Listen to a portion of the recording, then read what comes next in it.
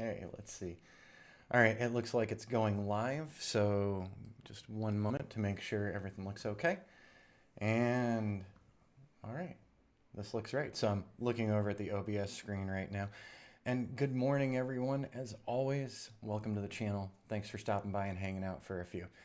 My name is Rich Charpentier, and I run this channel here. And most often we're talking about drones and aerial imaging and construction progression, all those fun things that go into building a small drone business, looking to become a larger drone business.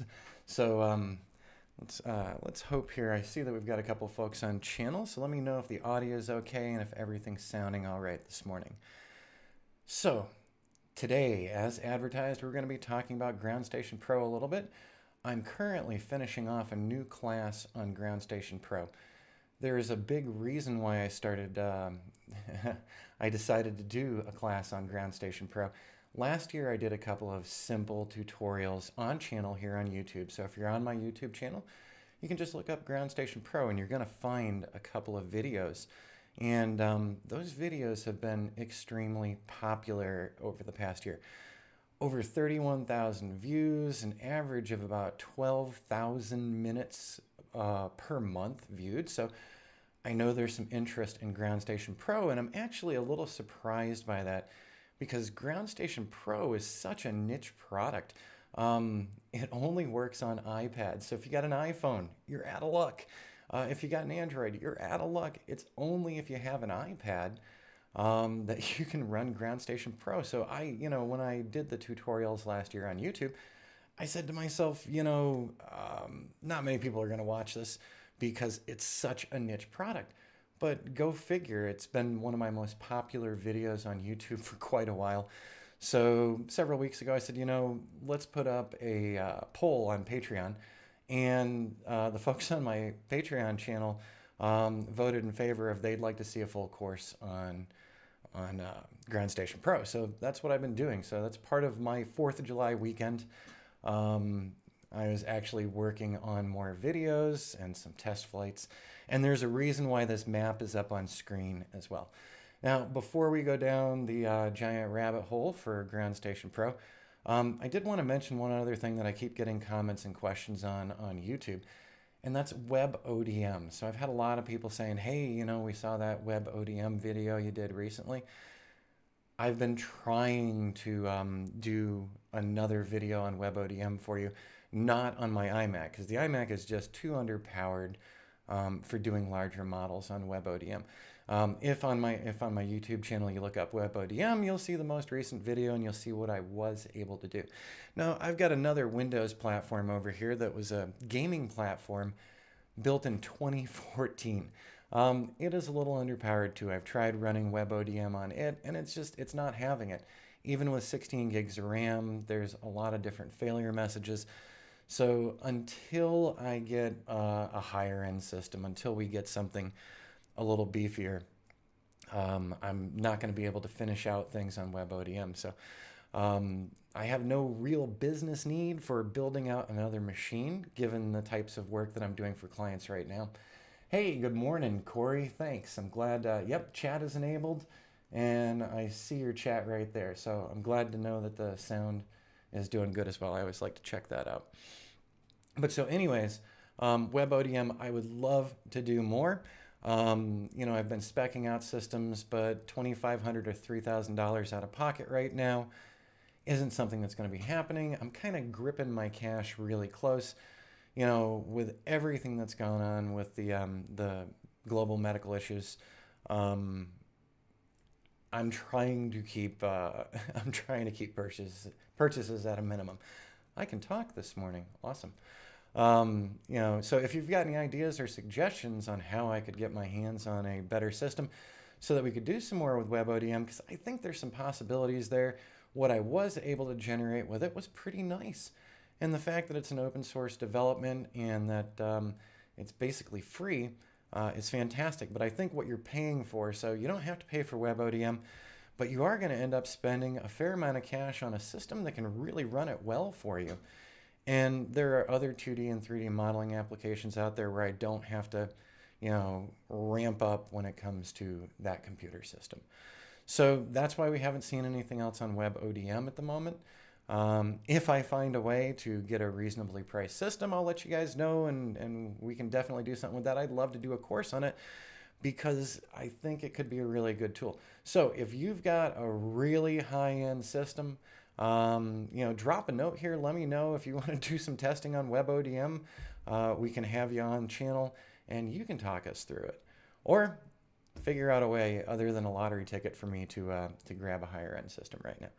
All right, now let's get to what we said we were going to be talking about today. And right now I've got a Google map up, and behind this I've got Google Earth up, and I've got these up because I had actually used Ground Station Pro to do a little fun mapping last year, do a little fun modeling. So what we're looking at is the Granville area. So this is a residential development out in the Prescott Valley area. And as you can see, we've got some empty spots here that aren't really empty. So other videos that I've done here, we've talked about this as well, but I figured we'll pull it all together into one live stream.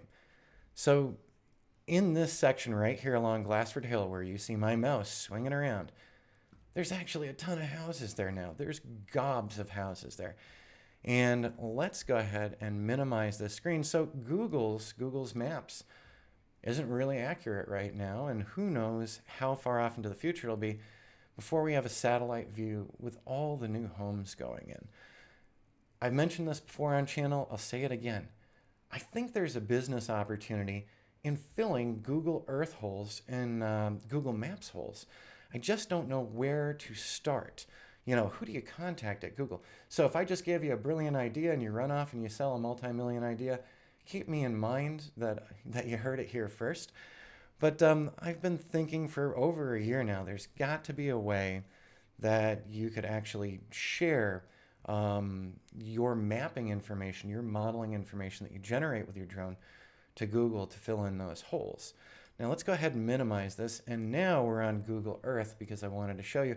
Same exact area. I think you can make out the unique curving road in here. And you'll notice that there's some more stuff on here. These are flights that I did over a year ago now. So when we first moved to this area, I was doing some regular weekend flights here, and I was up there on Sundays so that I wasn't bothering any of the construction crews or anything. But truth be told, this area over here on the left, this is full of homes. There's homes everywhere. And this centered area that's partly filled in, this is full of homes, and there's a lot of people living in there now. So all of these, this area, this brighter orange area here, was captured with the Mavic 2 drone. It was captured with Ground Station Pro. And we'll take a look at that Ground Station Pro setup in just a couple of minutes. But so I was able to fill in this blank area. And while I was flying these areas, what was really showing up on Google Earth, let's go ahead and turn that off, and let's turn that off. So that is what I saw on Google Earth and Google Maps before I started flying these areas. What was that $1 million idea, CJ? The $1 million idea was filling in holes in Google Maps and Google Earth. So making some kind of business where drone pilots can survey these areas that are under construction and rapidly growing, and filling in those holes so that, what's being seen on Google Earth right now, let's click those back on, we fill in those empty areas. And you'll notice that some of the map area is now different. That's because I also used the Mavic Pro 1 for some of the photography capture as well. And with the Mavic 2 Pro, I oversaturated things just so it would stand out and jump out. But I just think there's a business idea there because, in this area, I just zoomed way out, there are houses going in. I can swing my mouse around here. There are so many houses going into these areas and houses over in this area too. We're talking hundreds and thousands of new homes in the Prescott area. And right now, Google Earth and Google Maps aren't showing the most up-to-date thing. So when do we get that up-to-date thing? Is that in 6 months from now? Is that a year from now? I know that the satellite imagery is, it takes time. But in the meantime, we've got an army of drone pilots who could be filling in construction areas, not only across the US, but across the globe. So we could be filling in those holes for Google and giving them better representations of what's really on the ground today. So I think there's something in it, but it's just, who do you even contact to start a business like that? So if I ever come up with a great idea, I'll let you know too. I like it. I was thinking of doing that for my community. Yeah, CJ, it's I've shown this to other construction companies and to other clients who've been wowed by this. And one of my other projects, we've filled in the holes in their Google area. It'd be really nice just to share that with Google so that they could overlay and go, hey, look at all the new buildings. And yes, people are leasing there right now. So the whole reason I pulled this one up just to show you was because these flights that I did were set up with Ground Station Pro. So Ground Station Pro is one of my favorites. So I use a lot of apps, and what I use depends on the situation of where I am. So screen mirroring. So if you'll just bear with me for a moment, there we go. I've got to type that in. It's the super secret code, 678. Okay. So we've got our mirroring going. So I've had a lot of screen mirroring last week and over the weekend as I've been building this class. I'm just going to put this up in the upper right corner. One of the things you should note, if you're interested in the class when I'm done building it for Ground Station Pro, is that I'm using an iPad mini. It doesn't take the whole screen. It's not a 16:9 format, so it's not a 1920 by 1080. So I've got all this extra screen real estate, and I've been filling stuff in on the sides while I'm doing the class instruction for folks. All right. Hey, CJ, it couldn't be a bad idea. And I think that we can employ a lot of drone pilots to get some really up-to-date and accurate stuff going on. So I think that would be great. And I don't know, I'd love to see Google implement that and to have drone pilots across the country filling in those new neighborhoods, showing people the growth. So anyways, here we go. We've got, this is my personal iPad that I've loaded up with junk. So we got some video games here. We got a couple other things. But of course, as always, we have my drone folder. So I use Ground Station Pro for mapping and modeling. I use Litchi for time-lapse video, time-lapse stills. I use Map Pilot for mapping and modeling. I haven't used Pix4D Capture in a long time, or Drone Deploy. And what we're not seeing is also I've started using Drone Harmony a fair bit now on an Android. So right here we go. This is my iPad mini. Ooh, I just made you seasick on screen probably. I specifically bought this iPad mini in 2017 to run Ground Station Pro. So one of the first things I should let you know is Ground Station Pro is free. There's a couple of paid for add-ons that you don't need. And whoops, sorry about that. I dragged the screen wrong. So let it be said right now, GS Pro 2 is a freebie. So if you have an iPad, you're all set. At the time when I first got interested in modeling with drones, I did not have an iPad mini, and I specifically ran out and got an iPad mini just to run Ground Station Pro because I wanted to give myself some more options. I also had gotten Maps Made Easy's Map Pilot and the business version of Map Pilot, which I use regularly as well. And of course, I use Litchi all the time. But so we're getting into Ground Station Pro today. This isn't going to be a full course or anything. We're just doing a live stream today.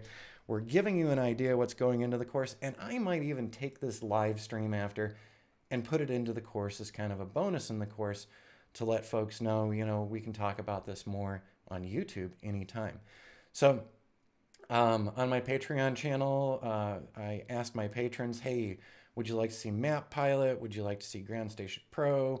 A couple others, I put a poll up, and the top one that came in was Ground Station Pro, so that's why I started doing that class recently. So what we're looking at here, I don't know, I think I will minimize that Google Earth there so it's less busy over on the side for you, and maybe we'll drag this sucker into the center. Okay. So what we're looking at is the main interface of Ground Station Pro when we first log in here. So what's Ground Station Pro for? It is a autonomous flight and image capture app, and video capture app. So you can use this to plan out models of areas like I just showed you on Google Earth.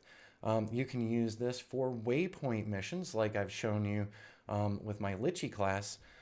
You can actually do still photography and video flight missions with Ground Station Pro as well. I just happen to like the waypoint system on Litchi a little better. That doesn't mean you can't do great things with Ground Station Pro, okay? So if you just want one app and you're an iPad owner and you're totally into the iOS ecosystem and you want something free, hey, Ground Station Pro. The more the merrier. Well, hey guys, if we can come up with an idea, I'm all on board because I already know how to start laying these things out easy. All right, so when you first get into Ground Station Pro, you're going to get a login screen. It's from DJI, so DJI makes this. So if you've already got a DJI Go 4 app login or a DJI Go login, if you've got a DJI login, you can reuse that one for Ground Station Pro as well. So once you've got it set up, I had reset mine not too long ago, so it's only showing 15 hours of flight and only 170 miles, and that's for this one Mavic 2 Pro. It also had records from my Mavic 1, but I cleared stuff out when I did an update. So first of all, I'm clicking on the screen when I need to be clicking on the iPad here. So I'm going to be looking down a lot, okay? All right, so there we go, RLC Design. It's my personal space. I can create a team here. So Ground Station Pro has now moved to where they're supporting more enterprise. Let's see, what else do we have on here? We're not going to hit my missions yet. Above that, though, so we've got our flight duration and our flight distance, and then they've got some purchased functions. So getting Ground Station Pro, just the vanilla version with nothing extra, it's free. You don't need any of these extras. I did pay for the first one is a point of interest function. If I wanted to fly around some things, do some orbits, do 3D models, there we go. So I had actually purchased their 3D point of interest, and I really haven't used it that much. It's not, it's not that important to me. So, and it cost me a whopping $10. If you're into creating some KML files, or if you got shape files from, CAD things or anything, $50 and you can import these back in. So if you're working on a raw land site and you're not sure about some of the areas, you could plot things out on Google Earth. You could export that KML and you could upload it. So that's $50 one-time fee. Then they also have a photo map, which we'll talk a little more about later. When we go out and capture things with our drones, the applications that we're using aren't generating 3D models or 2D models. We take those images off of the drone after we return to the office, and then we compile them in one of these programs like Pix4D or Drone Deploy or Maps Made Easy's web version or Metashape, Agisoft's Metashape Pro. We take all those things and we do our orthomosaics and our 3D models on these desktop and cloud-based platforms, right? So we don't get to see much in the field. Well, Ground Station Pro has this option for photo map. So if I go fly, what was a raw land area where maybe somebody poured concrete right now and they're just starting building. If I go fly that area and I purchase this photo map feature, when I'm done with their photo map version of flight, they'll make this cool little two-dimensional model for me so that I've got some accurate areas to set up my final flight plans with. I tested this feature out. It was neat and nifty. And I used it on a couple of construction sites, and I made a couple of these little photo maps where, on Google Earth, there was no building. So I didn't have a great place to start marking out my flight to show off this house that was being built. So I used the photo map feature. And then I had that house's concrete pad, and then I could make better waypoints for my 2D and 3D flights.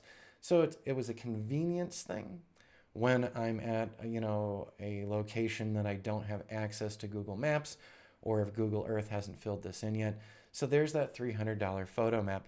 And I gotta tell you, I'm not missing out on it. Not missing out on it at all. That's pretty expensive for what it does, okay? So also now, Ground Station Pro On your free account, you could sync up to 10 of your missions, so you can sync some missions and do some online sharing, but you can also download things. So if you're part of a team, Ground Station Pro has been moving more toward marketing to, to higher end enterprise solutions with Ground Station Pro. I should also note there hasn't been an update for this in quite a while. So I don't think it's an abandoned application, but they really haven't done much else with it. Now, on the main interface, we also have our flight logs. So this is going to take a minute or not show up at all. I'm doing everything over the Wi-Fi network here, and I can say sometimes the air mode here for mirroring my screens lags a little bit. So if there's any lag, I do apologize. So I can look at my flight logs in one other place as well. We also have a cloud symbol up here that does nothing for me right now. We do have our flight logs, which I just tapped on. So there we go, flight records. As you can see, I've got, whoops, I dropped that. Sorry if that was a big bang. So I'm just gonna hold on to this now. There's a lot of flight records here. So I've done just a couple of flights with Ground Station Pro, you could say, and I've actually cleared a lot of these out. If you notice where flight records down to just to the right of that, you have this option here for sharing those flights. And let me see, select all. It is definitely lagging on me. I do apologize. So let's see now if I can get it. There we go. So right below flight records, right off to the right there, we have two options. We can turn my iPad into a little web server to download to the computer, or we can do a system share menu. So you can offload all of your flight records, which is fantastic. And you can also offload your flight missions to share with your team. So originally Ground Station Pro didn't have any team-oriented features, so we couldn't get at these things. But so I can take all of these off, share them with team members, and I'm just going to tap back out of there. So there we go. So we can share these things now, and we can work with groups of people. Right next to that, we got a little information center. Let's make sure I'm not missing anybody else. All right. So the only notification that I've had in this information center for quite a while, welcome to Ground Station Pro. I'm going to pull that up real quick. If you grab Ground Station Pro, you can take a read of this too. So we're just waiting for it, and I see my little spinning symbol. So I really hope, let me see, it says that the stream is good. So that's excellent. Basically, if this information center would come up, they welcome you to Ground Station Pro 2. They let you know that, yes, you can work with teams now. You can share some of your missions. You can sign up for a higher end account where you can add multiple team members. I haven't had the need to do that. I'm just going to close that out. Let's try that one more time. Are you just not gonna do that for me, huh? All right. So the fun of fighting with networks. I used to do that for a living. Fighting with networks. All right, so we're still spinning here for just a bit. Hopefully it's going to stop with that. And I'm going to go ahead and tap on my mission. So we've seen the main, the main welcome screen here. So now I'm just waiting to see how long it's going to take for my missions to show up here. And hopefully it won't be too long. Hey, the fun of doing live streams, right? You never know when something's not going to work. So I might kill Ground Station Pro in a minute and then re-log into it. So let's see. Are there any other things going on in the background here? All right, let's close out settings. And you just really don't want to be helpful today. All right, let's try that again. We're getting into Ground Station Pro one more time. There we go. And I'm going to go right on down to my missions. And be impatient. There we go. We're winners here. All right. So once we're done with that main interface, we go into My Missions. That's where everything happens. This is where you're going to start building your flight plans and also executing flight plans, most likely. So we got a couple things up on the top here. We got our mission, material, and map. So the material and map are related to that photo map feature that I quickly mentioned before. We're not going to do much with that, but I'm just going to show you. So I've got some material. I've got images that I used for that flight, and those images were then pulled together into Mission 10. And we could actually go into that. So as you'll see, this is the area that I flew. I flew around this new building site here. And you can see the concrete pad now. So I had no reference point for the concrete pad when I got there because it wasn't on Google Earth and it wasn't on Google Maps. So I did this little photo mission, and now I've got some information for myself where I could tap out around that new concrete pad if I was just focusing on that one building. So once again, kind of a nifty feature, but just not something that I'm in need of. So we're coming back out here because I'm going to scroll down here, and we're going to be looking at that Google map again in just a couple of minutes. But in the meantime, so what we've got here, left-hand column, we've got all of our missions, and this is where we can plan new missions. We're going to have some other things pop up on us when we do that. Up on the top bar here, might look a little familiar to you. I can talk today.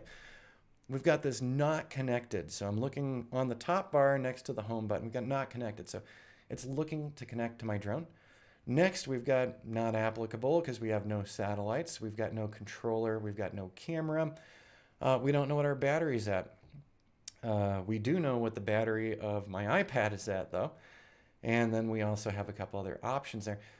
If that looks a little familiar, you've probably used DJI Go or DJI Go 4. One of the neat things with this integration, when you connect your drone up to Ground Station Pro, once that drone is connected up, you can go over to the free flight menu, and it's going to look really similar to Go 4 and the Go 4 and the Go apps. So if you want to do free flights as well, FPV flights, you can do that. Not only can you do that, also for creating some types of waypoint missions where you can drop markers, you can be flying FPV and dropping your markers for your waypoints. So for those of you who are really, wedded to DJI Go 4 app and the DJI Go app, there's a lot in Ground Station Pro that's going to feel familiar when you get into the drone and camera modes. So I wanted to share that with you. So if you're really comfortable with the DJI products, you're going to settle into this one pretty quickly. So it'll become like second nature to you. So as you remember earlier this morning, we took a look at those Google Earth maps. There we go. And actually, let's look at the Google Earth one. And I keep hitting the same thing. All right, senility is setting in. So this area in here is where I flew. So all of these parts I flew, and then we overlaid different things. So some inconsistencies there, but I was just testing things out. But I had to make a flight plan to build this model, right? So that's where Ground Station GS Pro 2 came in. So let's minimize these Google things. So memorize this weird shape. All right, so got it memorized? Good. Now let's go back over to Ground Station Pro and let's start looking at some things that I labeled Granville. So Granville large map. Let's zoom this out a little bit. Look, it's that weirdly shaped area. And in this case, I didn't fly the whole thing. I flew a section of it. When I started toying with these last year, I made a decision to fly to where I would still have a little battery left, get the drone to come back, and then jump into the next mission. So let's look at Granville number 6. Okay, so number 6 was to the north and number 5. So I plotted these things out, and I did this for a reason, and I'll show you the reasons momentarily. Over on the right-hand side, we've got, this particular area, 26 points, and 10,910 feet of flying. We're using the Mavic 2 Pro camera. We're flying at 15.4 miles per hour. So basically we're taking a shot every 3 seconds, and Ground Station Pro was helping us with that. 199 feet, and then we had the gimbal pitch as well. So it gives you a general idea when you're looking at one of these. Let's go back to number 5 again. So once again, we've got our elevation, our speed, how often this is being captured, 1.4 centimeters per pixel. So you get the idea. I'm just looking over to make sure I'm not missing anybody again. And let's go to copy of mission 17. All right, this is where I was doing some experimentation in that location. So I was just testing something out on a couple of houses there. We also have the Granville large map. So another section. So I blocked this out in sections. And then there's number 2, and let's go down to number 4. So in the end, I made missions to fill those areas in. And so the rationale, I could have made one giant mega mission where I would have had to been standing in the center of this area, and I would have been flying the drone back regularly for battery swaps. So instead, what I did is I said, I'm going to break it up and do a couple of different missions, and I'm doing this for fun and interest, so I don't have to do them all at once. So I'd go out and I'd only run 2 batteries, or I'd run 3 batteries. And, as the construction really started progressing, I made a couple of bigger ones as well. Let's see. Granville large map. Okay, that was just the bottom area. So some of my names were deceptive, even to myself. And then I also started pre-planning some of the other areas, because right now, this new area that you're looking at that's all highlighted with its flight lines, that is getting built out right now. They've been leveling the ground. The CLM Earth Movers has been in there for a while. They're changing the entire landscape over there. So that's another area that I could be flying later. So like I said, I made multiple versions, and in the end, I would fly 1 or 2 on a Sunday, or maybe even 3. I did 3 a couple of times. And as I said here, you can see as we zoom in some of the seam lines. So here's the breaking point from one to another. And if we go further down in here, let's get a look at my other Granvilles on Google. So now I just changed that top one to my flight with the Mavic Pro 1, and then here's the Mavic Pro 2. Let's do that one right there. So now we're lining them up, so you're getting the idea. So I wanted a set that was closer together, so they were maps 4 and 5, maps 3 and 4, and then one more geotiff to get that colored area filled in. So I had these different paths that I set up on Ground Station Pro, and I went out and flew them a couple at a time. Also, the one other thing why I didn't do this entire area, even standing in the center of this build out area, to the north of me, the drone was more than 1,500 feet away, and to the south of me, the drone was a little more than 1,500 feet away if I had parked myself in the center and tried to do the whole thing. I like to keep the drone within visual line of sight, and because of our proximity to KPRC, so that's Ernest Love Field here in Prescott, I needed to keep the drone elevation lower as well. I had to do a lance request, and I couldn't fly as high as I wanted to. So I was flying closer to the ground, and I knew, hey, I'm going to be eating up a lot more batteries because I'm flying closer to the ground, so it's not getting as much coverage. So I didn't need the detail that I got because I was flying closer. I would love to have flown this at 300 or 400, but I can't because of the proximity to the airport. So that's another reason why I broke these up into multiple missions, so that I could move along with the craft, keep it in visual line of sight, keep myself below that ceiling that I needed to keep in mind, and do all the right things. And in the end, we got to build this fun little model area that still needs some filling in on Google's side. All right, so let's look back here at Ground Station Pro. So we can take a look at any one of these things, but let's look and see what it looks like just to make a new one. Benjamin, hey Rich, is it possible to take pictures in RAW with Ground Station Pro? Just because other apps like Picture4D, it's possible. Benjamin, I'm not sure. I haven't actually tried that. I've always done it JPEG, but I'm going to keep your question in mind, and I'll put a comment up on this one later. So what I'll do is I'll hook the drone up, and we'll see if it allows me to do RAW or not. And then the second question, let's say it lets me do RAW. My next question then would be, I'm going to need to import the RAW images into Metashape or Pix4D or whatever. I don't know if Metashape lets me bring RAW in. My one other thought on that question, and it's a great question, by the way, if you're doing much larger flight areas, is RAW going to be good? If we're, modeling out a huge area, like one of my other client sites is 40 acres, and we're flying it at 250 because of the detail we want. And, when I leave that job site, I've got gigabytes and gigabytes and gigabytes of images. So one of the big questions, if you're doing a big, day-long project or anything, you could be going through a lot of memory cards. Is RAW going to bias enough on a two-dimensional or three-dimensional model? Maybe. So I will look into that. I'll do a little test, and I'll do a little test with Metashape, and I'll let you know back here.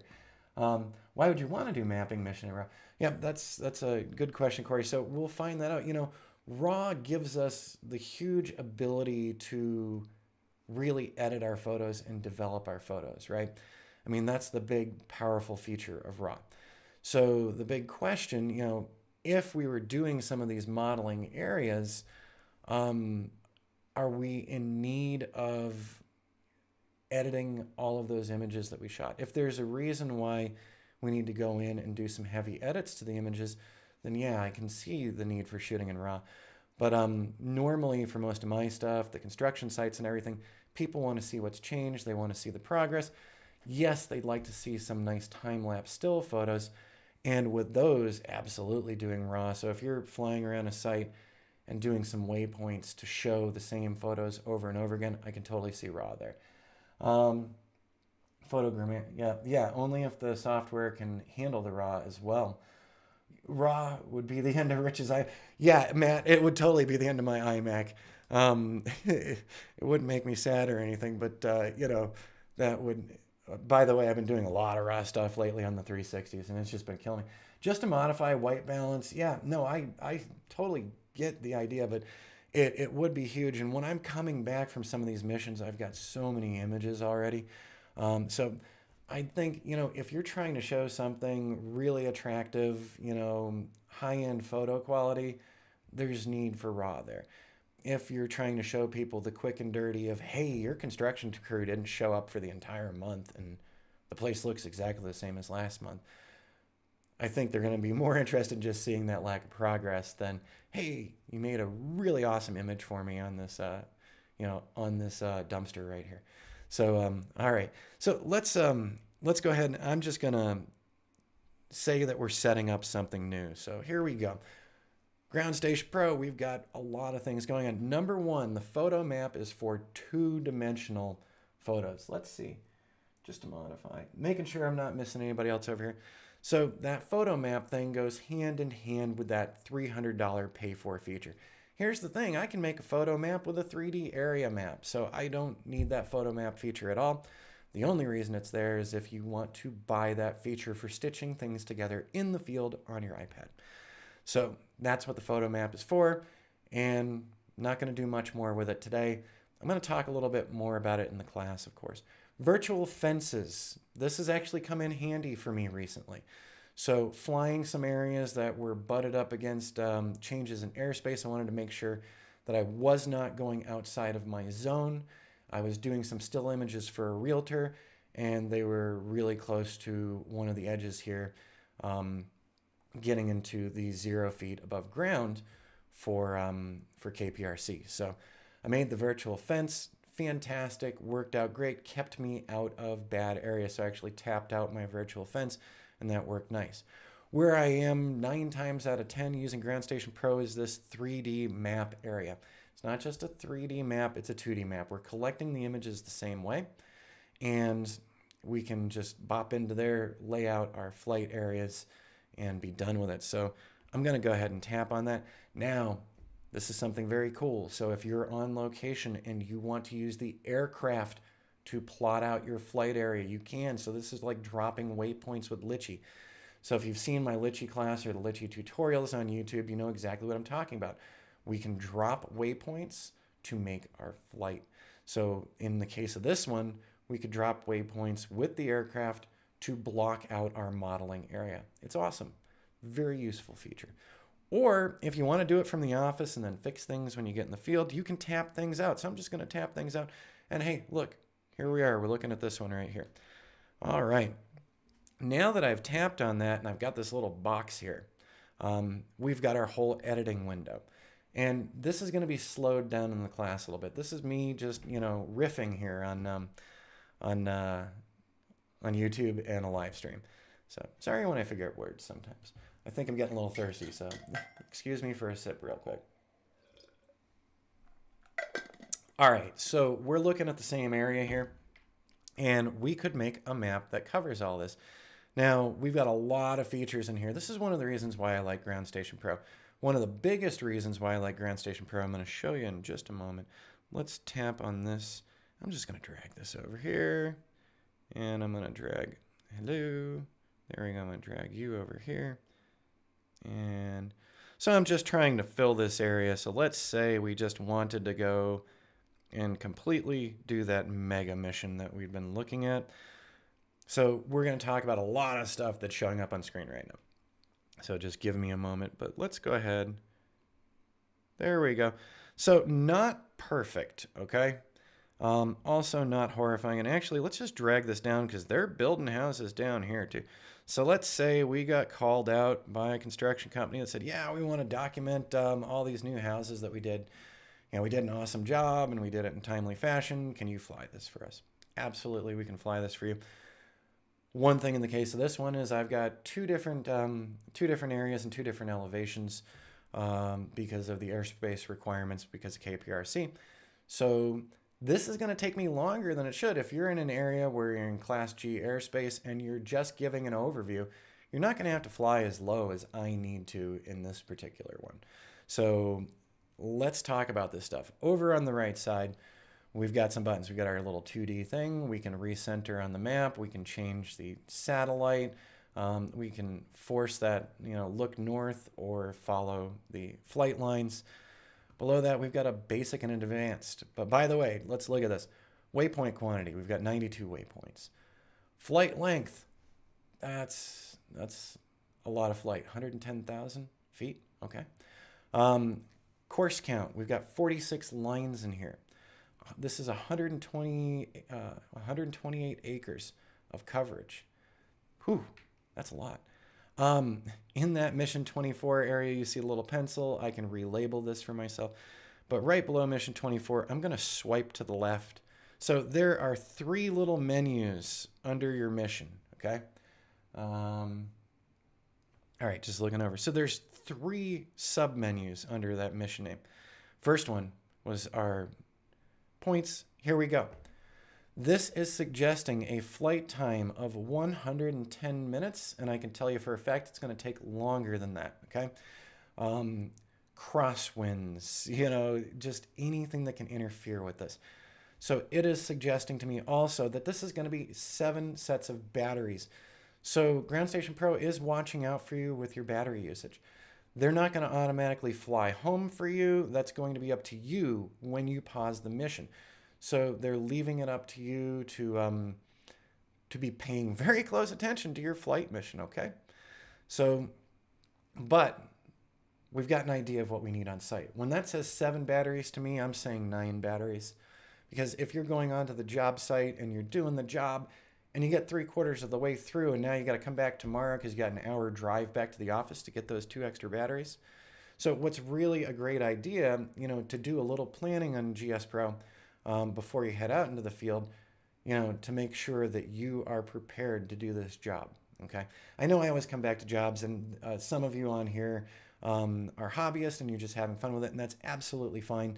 I refer to it as jobs because, if you're really getting into this as a business, certain degree of professionalism is required. So pre-planning ahead of time to make sure that you got enough batteries for doing the job is a good idea.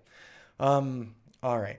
So this is saying that it's going to be 2,650 photos. All right. We had that question about RAW before. 2,650 photos is going to be a lot of storage space. So there you go.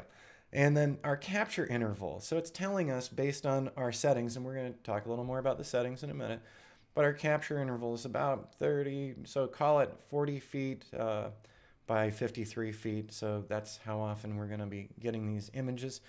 And we're going to be talking about overlap and things too. So, and let's swipe to that last one. Right now we're not connected. So we don't know what camera we're using, but it's, it's going to be a Mavic. And so we'll swipe back. So there's the 3 hidden submenus. And let's look down at our, next things under basic. So camera model, Mavic Pro, or the Mavic 2 Pro is also in there. But check it out. We've got a couple of models that Ground Station Pro works with. By the way, remember, this is a DJI product, so it's not working with Autel. It's not working with Unique. It is DJI only. And so, you know, if you're not a DJI user, I'm sorry. But there we go. There's the Mavic 2 Pro. And so that's going to change some things because, you know, the sensor's a little different size. Our shooting angles. So we could do parallel to the main path. Why would you do that? Perpendicular to the course. Once again, why would you do that? Course aligned. So that's what I always go with because wherever the drone is going, that's where I want the camera facing. So the drone's going to go north. It's going to turn around. And now it's going to be facing south because I want to pick up the sides of the buildings. The other thing you might notice, we don't have an option for crosshatch missions. So right now I've got this going north-south. Well, what if I was trying to 3D model this area? I want north-south and east-west. Well, I can't do that in a mission here. So what I have to do is when I finalize this mission and save it, I'm going to make a copy of it. And then I'm going to go in and edit the copy, and I'm going to turn my flight paths to east-west. So now I'm going to have two missions. One for north-south, one for east-west, and that's going to give us that kind of coverage where we're starting to get into 3D modeling, okay? 2D modeling, I could just get away with doing north-south. Nobody's looking at the sides of the buildings or anything. So, you know, if we were doing some of the progression reports that I do, and we were doing ortho mosaics, really north-south or east-west, you know, pick your poison, whatever looks better to you. Most often when I'm doing these, I seem to be doing the east-west flights. I'm, you know, trying to minimize shadows and things and, you know, different times of year, you know, different places for the shadows. But so, by the way, you can experiment with the shooting angle. I just like course aligned. Okay. Nor with the Phantom 4 RTK. Oh, was that not on there? I didn't even, oh, okay. Interesting. Let's go tap that again.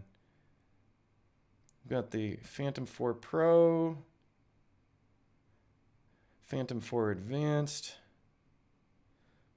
Phantom 4 RTK.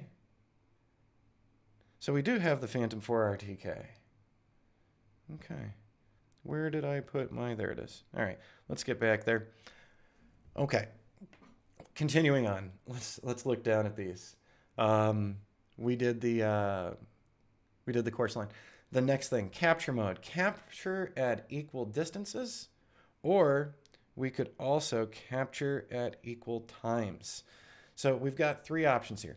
Hover and capture is going to be your slowest option, but you're going to get the nicest photo, right? Because the drone flies up, it stops, takes a photo, moves on, stops, takes a photo. I'll tell you what, you're going to burn through some battery on this giant mission. If you're doing smaller locations and you really, really want some high quality images, I don't see anything wrong with hover and capture. And you can tweak things a little bit to get it still under one battery. Yeah, it is there. Yeah, I had no idea either, CJ. So that's interesting that it's in there. Like I said, they haven't done a lot of updates, so, you know, I don't know when they sneak things in. But yeah, so they've got it in there. So I would like to actually see a flight with that. Okay, so we can also capture at equal time intervals, so every 2 seconds or 3 seconds. That's also going to, you know, impact our overlap. Or capture at equal distances, which is what I usually go after with this. Once again, you can experiment with these things. Don't use all of my settings. Please experiment with these things. Play with them. You might find that some of these shooting modes work better for you than, you know, what I'm using. So then we've got the flight course. So we've got inside mode staying within it, and then the scan mode where it's going to get some overlap out there. Normally I'm using the inside mode, but when you put these together, you will notice that there is extra artifacting outside of your main flight areas. So now the next thing that I want to talk about, why, you know, oh, well, I'm about to skip things, so I need to stop that. So with these settings so far, you'll notice that it has speed kind of grayed out. I can't, you know, can I change that speed? No, I can't change that speed because I told it that I wanted to capture at equal distances. And so it has said to me, you know what, we're going to have a shutter interval of every 2 seconds for this one. And let's see, Matt Hoffman. Well, it shows up as one of our camera options, Matt. Sorry if you're not seeing the question here. So Matt was asking, doesn't the P4 RTK have its own software for this? Well, it's showing up as one of the possible cameras that we can use on this. So, I'll go out and double check after this is done. So actually, I'll make a note for myself. RTK. GS Pro. All right, so yeah, I'm still using paper over here. Mostly I record everything on the computer, So anyways, shutter interval. So Ground Station Pro is calculating for us here, and so they're suggesting this 12.6 miles per hour. It might not work out well. We might have some motion blur, and that could be a problem. So, you could go in and change the shutter interval if you want to. And that's going to be some experimentation too. But right below that, we also have our height. So I already know in this area, 150 is my max because of my proximity to the airport. And as you can see, I need to ratchet that down a little bit. So these buttons are a little sensitive and annoying sometimes. But there we go, 146.9. So as you see on my height, 146.9, because part of this area is only 150. Another part of this area is 200 as well. So that's really annoying because I'm like, oh, if only I could fly at 200 for all of this. All right, let's see. Yes, it does. That's why I'm surprised. Probably when they came out with the developed controller for the RTK. Yep, I'll do a little research as well. But if you guys come up with some more information on the RTK question, go ahead and leave it in a comment here once this is done processing. All right, so height is 146.9 feet. If we raised this height, if I wasn't constrained by the local airport, let's go ahead and bring that height up a little bit because I would love to fly this at maybe 250. Look at the change in the flight lines here. They're further apart. I'm going to use less batteries. Let's swipe over. So now that we've changed this, if I was allowed to fly at a higher elevation just to fill in these holes, it wouldn't be as detailed as being close to the ground. We get that. But if we were just filling in some of these maps, 300 or 400 might be great. But our flight time was 110 minutes before. We raised our flight elevation, and now it's 36 minutes. Wow. 3 sets of batteries instead of 7, 837 photos instead of the million billion we had before. You get the idea. So when I'm doing 2D models, I like 250 above ground. And because of where we are for this example, not going to happen because we've got the airport. But if I got to fly even a little higher, if we were just really only trying to fill maybe holes in the Google Maps and, we were in Class G areas, if we flew it at 400, this is saying that, 17 minutes, approximately 2 batteries, only 370 photos. And I have done other locations where I'm in G and where I can do 400 and, just modeling things out, and it still comes out very nice. When I'm getting closer to the ground, usually it's probably because I'm doing a 3D model or because of airspace. So there you go. All right, let's look over and make sure. Okay, not missing anybody else. And so one of the big reasons why I choose Ground Station Pro for some of my locations, especially raw land locations, is because of what I'm about to show you. So let's look on here, and I'm just going to tap one of these icons. So down in the lower left, see the blue icon? So this is one of my waypoints.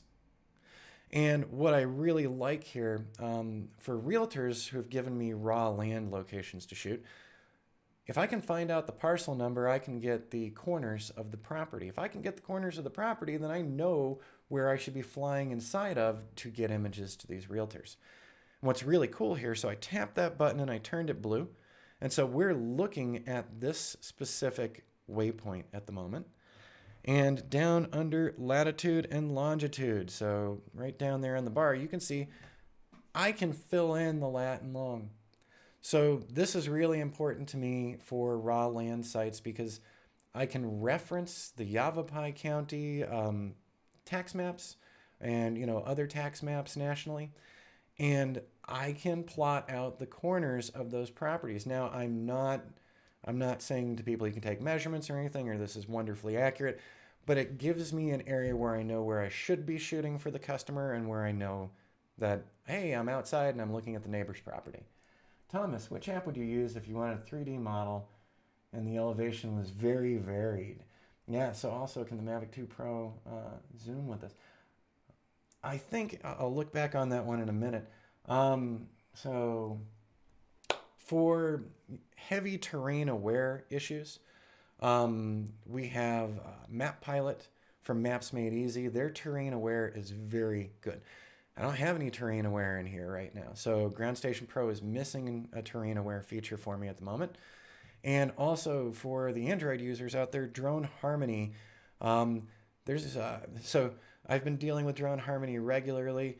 They're going to be putting out some massive updates in the near future, and some terrain aware stuff is going to be coming along that's going to be very interesting. So stay tuned to that. So if you're not just an iOS user and you're an Android user, Drone Harmony is going to have something very interesting coming up for terrain aware, and I'll be letting everyone here know about it. So, you know, if you're an iOS user, Thomas, right now, Map Pilot is going to be a great option for you for the terrain aware. And I haven't played with, you know, Pix4D capture or drone deploy. I don't know at the moment if they've got terrain aware or not. But yeah, Ground Station Pro doesn't have it, so I always find myself flying over. You know, I'm actually giving myself a bigger ceiling when I'm in some strange areas, like the Granite Dells. If you look through my YouTube channel, you will find a bunch of flights and photos from the Granite Dells. We've got these crazy cliffs and beautiful lake down below, and the cliffs go back down into an RV park and over into all these other places. So we've got some major variation in the elevations, and you know, I'll fly at 300 or 350 and to capture those areas. And yeah, if I had some terrain aware on there, I'd be using it. So anyways, I hope that answers it. So no problem, Thomas. And you know, if anything comes out for this, I think we'll all know about it. But yeah, Map Pilot, check out their terrain aware feature, and you do get a free trial with Map Pilot as well. So anyways, one of the most powerful tools in Ground Station Pro has to be the fact that I can put in my latitude and longitude for all of my corner points. Oh, I was about to reach onto the screen, and I'm just going to say okay. I was almost trying to, you know, slide my finger around the iMac screen. That's terrible. All right, so there we go. So you can go through and put very specific latitudes and longitudes in, and you know, then you can know, hey, that geofence that I set up for myself, you can do that too. So if you know that I shouldn't be on this property, or I'm coming up against, you know, controlled airspace, the geofencing would be great. But yeah, when you get these weird raw land sites where you don't have many reference points or anything, it's great to have the latitude and longitude. And let me say this, nobody else offers this that I've found yet. Well, so someone out there will correct me now and go, oh, this program that you've never tried, Rich. Right now, in all the applications I use, this is the only application that actually lets me input latitude and longitude GPS coordinates. It's the only one. How you doing? Nice to meet you. Takto. Hi. All right. So having that ability is incredible. And when I get raw land jobs, when someone calls me and says there's nothing there, there's no construction there yet, you know, there's no reference points for you, Ground Station Pro is the first thing that comes to my mind. You know, when I have reference points, then I start thinking about Map Pilot, and I start thinking about Drone Harmony. And then it's, you know, some of the other flight types that will make the difference for me. Now, we're still not done on this interface. I know, wow, I'm hitting the 1 hour time that I kind of gave to myself. But so bear with me for just a couple more. We'll try to wrap this up. And like I said, the new class is going to be coming out really soon. So, you know, pay attention to that. And there'll be some special things for my patrons over on Patreon again. So you guys are going to get some goodies, and you'll be very happy with what you're getting, I promise. We have this advanced tab too. So here we go. I went from that basic tab to advanced tab. So what else do we have here? We have our front and side overlap. So, you know, we can set higher overlap if we were doing 3D modeling, lower overlap if we're just doing this 2D stuff. And, you know, our course angle, having that gimbal straight down 90 degrees, or if we want to tilt it a little to get those building sides. But one of the really cool things here let's say we were just doing a 2D model and wasn't so important. I'm going to go up here and let's drop that overlap down to 60%. That's definitely not going to be the greatest for modeling, but I just want you to notice something. Up on under mission 24 again, our flight time has now changed to 13 minutes and 39 seconds. We can get away with a single battery. This is the same site where we were proposing thousands of images just a little while ago. Only 210 images now. This would still be a decent two-dimensional model, I promise you. And, if we were able to fly at the height that we're looking for, we could reduce this a lot. The only reason that it's going to end up being a lot more images, once again, because of the airport controlled airspace. So when you're getting into those development communities that aren't too close to an airport, you might want to do some simple Google Map fill-ins for your clients that don't have to be super high resolution. When, if you do something at 300 feet for them, they're still going to be blown away by that fill-in over Google Earth and Google Maps. I promise. It's one of the most impressive things that I've delivered to clients that didn't know they wanted orthomosaic models, and then when I presented them to them, they were like, oh my God, thanks for showing us that. Let's see. Flight path, yeah, thanks, Corey. I was about to correct myself too because I got the gimbal pitch right down below it. But so Corey just popped up. The course angle equals the aircraft flight path, not the camera angle. And yeah, sometimes I go a little too fast. But so Corey was dead on with that. So we've got the course angle right there, and then we've got our gimbal pitch. So if you were trying to get some building sides, if you're trying to do some 3D modeling. There we go. So I've got it at 70 now. But when we go back here, remember, we need to go back to that basic. We've got this set for 400 feet. So in the real world, where I'm flying right now, let's call it 250. It's not, but I'm not going to go out and fly this and fly illegally. I'm just doing a for example. But once I start dropping that elevation again, now we need to take a lot more pictures. And now we're up to 489 and 2 batteries.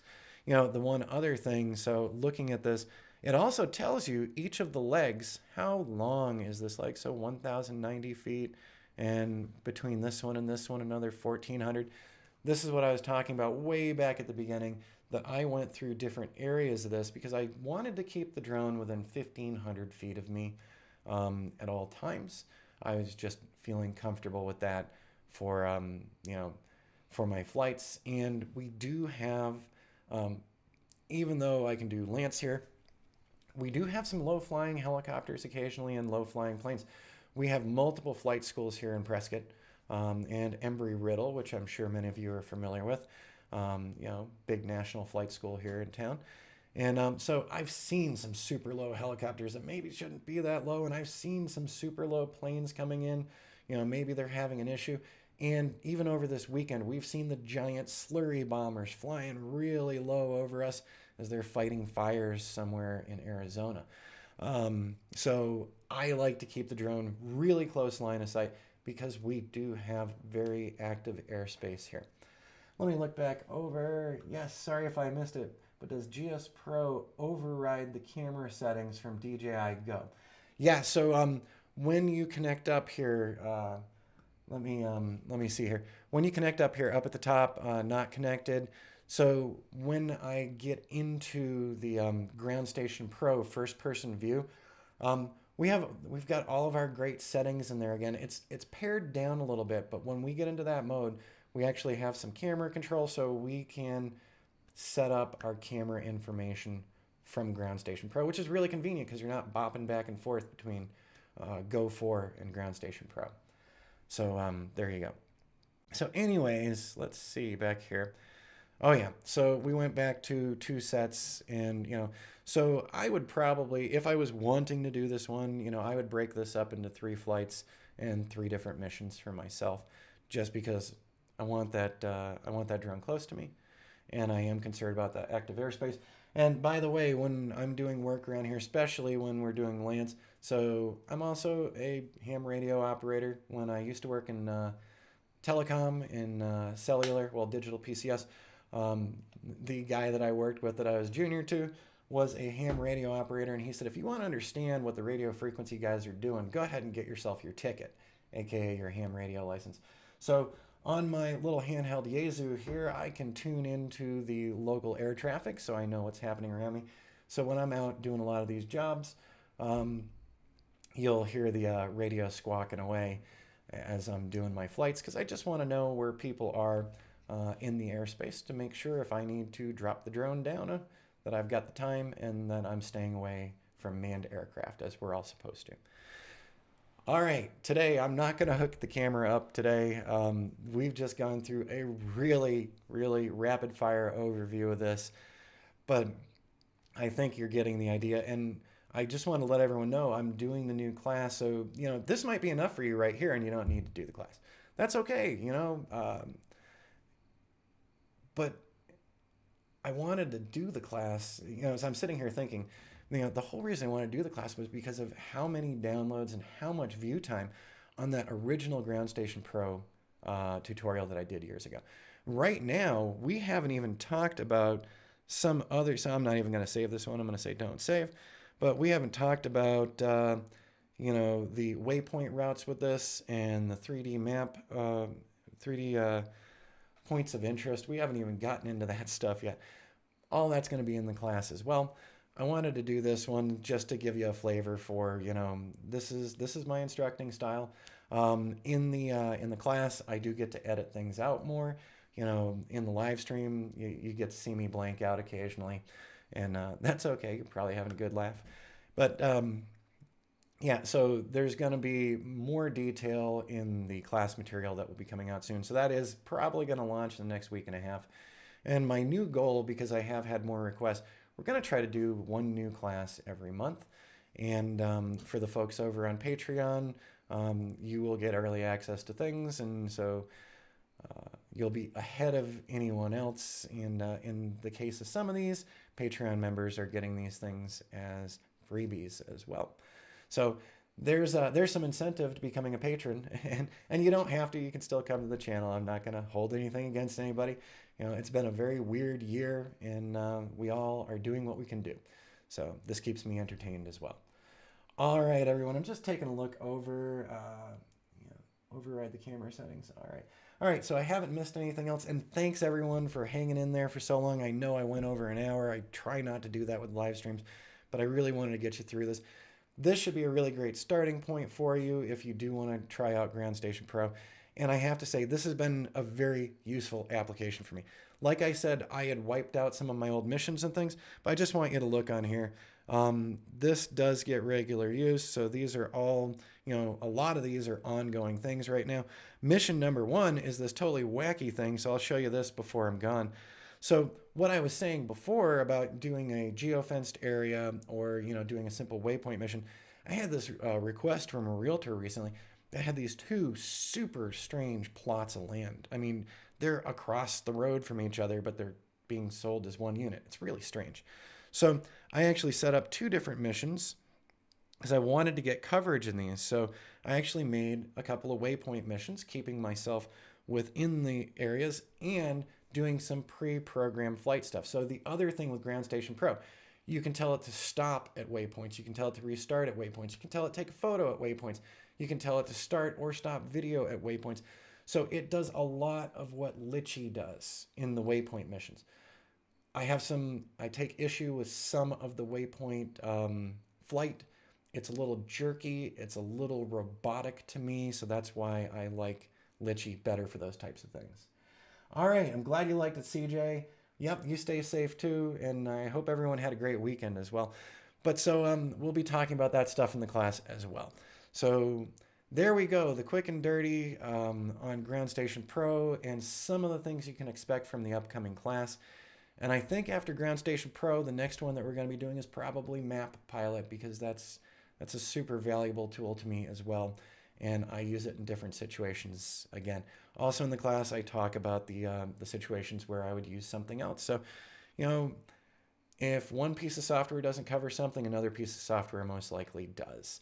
And, the big thing, we're all split between Android and iOS, and, because Drone Harmony has some great features that Ground Station Pro doesn't have and Map Pilot doesn't have. Map Pilot's got the terrain aware and a couple other features that Ground Station Pro doesn't have and Drone Harmony doesn't have. It's like we need to have a conference with all these developers and say, we want one that does it all. And I don't think that'll happen, but that'd be really cool. All right, everyone, have an awesome start to the week. I'm going to hop off and get my work day rolling. We'll see you again next Monday, and you might see some other videos pop up here during the week because we're still doing some more fun 360 stuff, and might be displaying some of that on here. Okay, and I hope that y'all had an awesome weekend. By the way, if you liked this video, if you liked this live stream and you got something out of it, be sure to go down and hit like and subscribe down in the YouTube down in the YouTube informational area. So love to add the subscribers. We've surpassed 3,500 people on this channel now. It's a very niche channel, so I'm pretty satisfied with that. All right. Well, great chat. Good seeing all of you again, and we'll see you again really soon. All right, live stream is now ending. All right.